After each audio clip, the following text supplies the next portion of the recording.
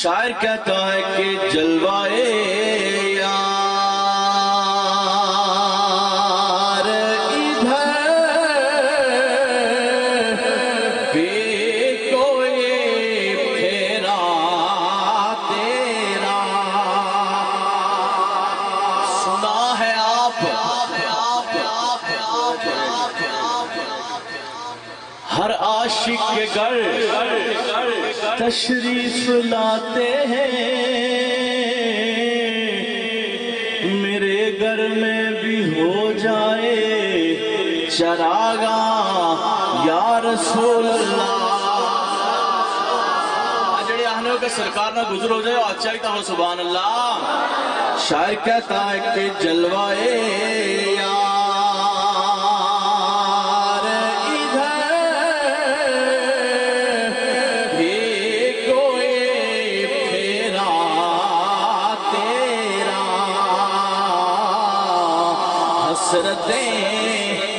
حسرتیں آٹھ پہر تکتی ہیں رستا تیرا۔ ایسے نہیں گج کے آنکھوں سبحان اللہ۔ حسرتیں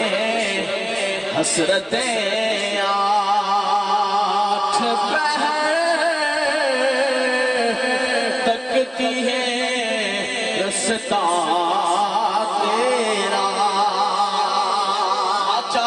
سبحان اللہ۔ کس کے دامن میں چھپے، سمجھ آ رہی ہے؟ خوبصورت اپریٹنگ۔ یا رسول اللہ کس کے دامن میں چھپے، کس کے قدم پر لوٹے، یا رسول اللہ تیرا سگ جائے کہاں، چھوڑ کے ٹکڑا تیرا۔ حسرتیں آٹھ پہر تکتی ہیں رستا تیرا۔ سبحان اللہ کہیں تو میں شعر سناؤں، ایسے نہیں سارے آپ کو سبحان اللہ۔ ابھی محترم نعت پڑھ رہے تھے کہ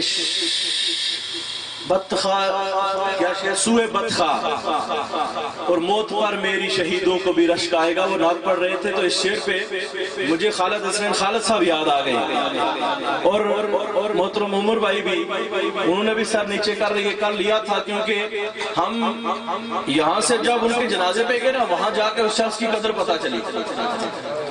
وہاں یہ نعت کا شعر وہاں دہرایا جا رہا تھا، تب پتہ چلا کہ واقعی یہ خالد حسین خالد صاحب کیوں کہتے رہتے تھے کہ موت پر میری شہیدوں کو بھی رشک آئے گا، اور واقعی رشک آیا ہے، وہ رشک ہم نے وہاں دیکھا ہے۔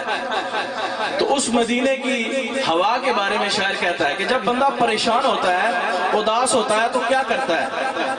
دنیا کے ہر در پہ جائیں بندے کو جھٹکایا جاتا ہے، جھٹلایا جاتا ہے، ٹھوکریں مار دی جاتی ہیں، لیکن وہ در ہے ایک جہاں سے خالی واپس نہیں لٹایا جاتا۔